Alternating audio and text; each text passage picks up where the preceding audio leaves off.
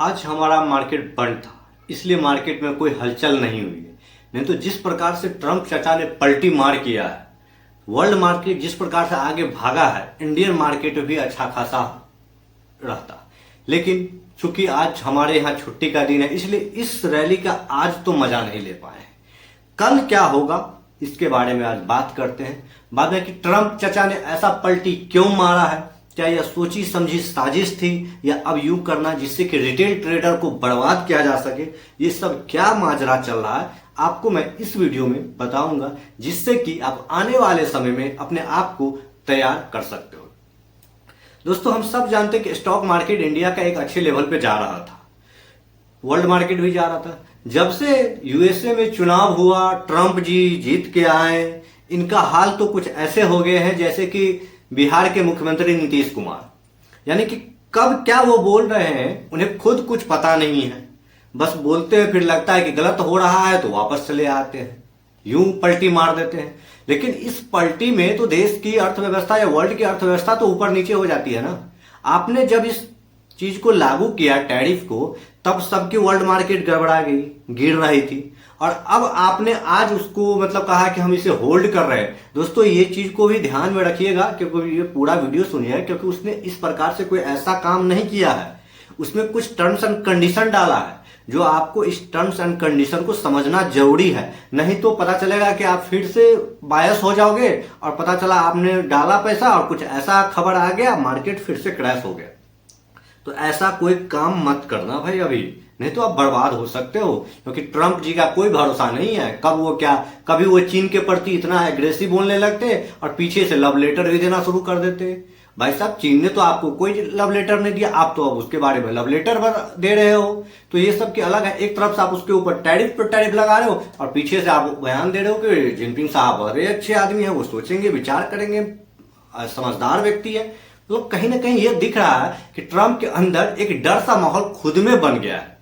तो चलिए, ये सब की बात है। आप जान रहे हो कि ट्रम्प ने जो अभी टैरिफ को रोका है, तो पहले आप ये जान लीजिए कि टैरिफ को पोस्टपोन किया है 90 डेज के लिए, यानी कि आप सीधे समझ लीजिए रोक दिया है। यानी कि जो चीन को छोड़ के बाद कि जितने सारे देश पे टैरिफ लगा था, उसे कहा है कि हम आप लोगों से बातचीत करेंगे। अभी रेसिप्रोकल जो टैरिफ है उसे रोक रहे हैं, बातचीत का रास्ता अपनाएंगे उसके बाद। यानी कि आप कह सकते हो कि जुलाई के समय का आप याद रख लो कि उस महीने में कुछ ऐसा हो सकता है, उसके बाद ही डिसीजन होगा। अभी वो बातचीत का रास्ता अपनाएंगे, और इसी एकमात्र खबर से पूरे वर्ल्ड मार्केट ग्रीन में खुला है। अगर अमेरिका का खुद का बात करो, डॉ जोन्स तो 7.5-8% के हिसाब से भागा है, करीब 3000 पॉइंट। अगर उसके नेस्डैक की बात करो तो भाई साहब ये 12.5% के हिसाब से रेडी किया है। सभी देश, चाहे यूरोपियन यूनियन हो, सबके मतलब जो भी है अच्छा खासा बढ़त हुआ, क्योंकि हमारा इंडियन मार्केट डाउन था, मतलब बंद था, इसलिए इसमें कुछ हुआ नहीं। कल ओपन होगा। अगर रात भर तक कोई ऐसी खबर नहीं डालता है तो नो डाउट इंडियन मार्केट भी कल पॉजिटिव में आएगा।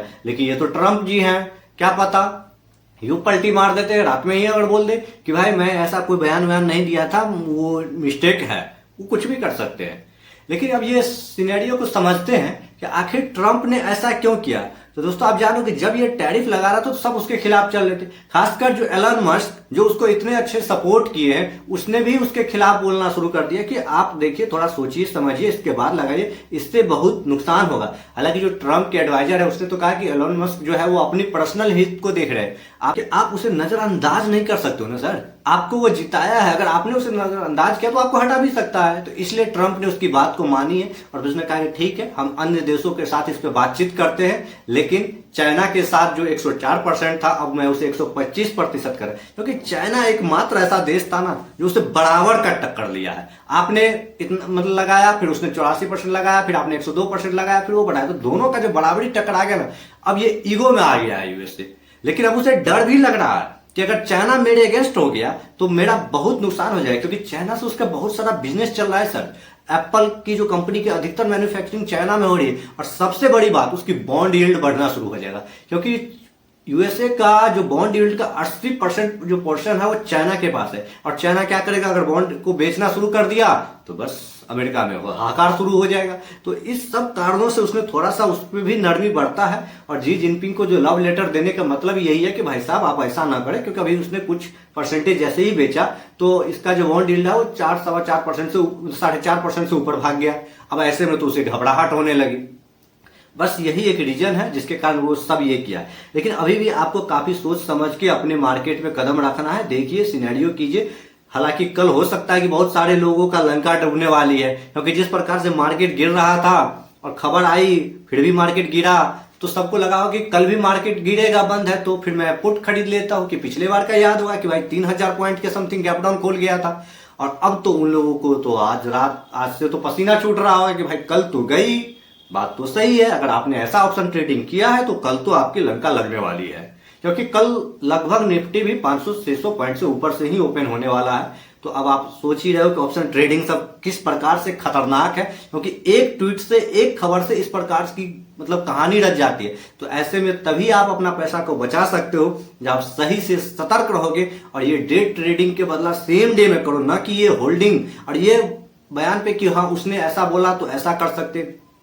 क्योंकि दोस्तों ये सब क्या होता है, जब हमारा मार्केट बंद रहता है तब ये खबर आता है, और उसके बाद जो आपका पोजीशन है अगर आपके खिलाफ चला गया, अब आप कुछ नहीं कर सकते हो। इसीलिए ऐसा कोई ट्रेड मत करो जो बंद मार्केट में आपका रिएक्शन कर सके। अगर आप ओपन मार्केट में इस तरह के डिसीजन लो तो वो चलेबल है, लेकिन ऐसे नहीं। तो इसमें सिर्फ एक ही मौका बनता है कि भाई साहब मार्केट कितना भी गिरे, आप अपनी इक्विटी होल्डिंग को बढ़ाते जाओ। अगर आपके पास पैसा है, लोन या कर्ज लेके या किसी से उधार लेके इन्वेस्टमेंट मत करो, नहीं तो आप बर्बाद भी हो सकते हो। क्योंकि देखिए वो जिस प्रकार से वर्ल्ड सिनेरियो चल रहा है, कभी वो बयान दे रहा है, कभी वो बयान दे रहा है, ये सब बिना सोचे समझे एक बयान दे देते हैं जिसका नुकसान देश की अर्थव्यवस्था या वर्ल्ड इकोनॉमी को होता है।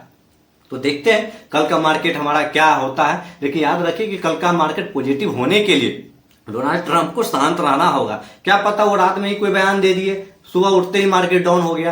तो इन चीजों को आपको ध्यान देना होगा। बाद बाकी ये सारे सिनेरियो चला है जिसके कारण ये उल्टा पुल्टा काम सब हो रहा है। ऐसे में आप सतर्क रहिए, सुरक्षित रहिए, तो ही आपका पैसा बनेगा। अगर आप जागरूक नहीं है, सारे सिनेरियो को नहीं समझ पा रहे, तो आपको काफी लॉस का सामना करना पड़ सकता है। तो उम्मीद करता हूँ इस वीडियो के माध्यम से जो मैं जनरल फॉर्म में बताया, क्योंकि मैं इसे क्लिष्ट करके नहीं बता रहा हूं, एकदम सिंपल में बता रहा हूं ताकि आप एक आसानी चीज को समझ सको। क्योंकि अगर भारी भरकम टर्म को दे दो जिसे आपको पता ही नहीं है तो फिर कोई मतलब ही नहीं है। इसलिए सिंपल तरीके से समझो कि हो क्या रहा है, होना क्या है, करना क्या, मेरा पैसा मेरी थिंकिंग होनी चाहिए।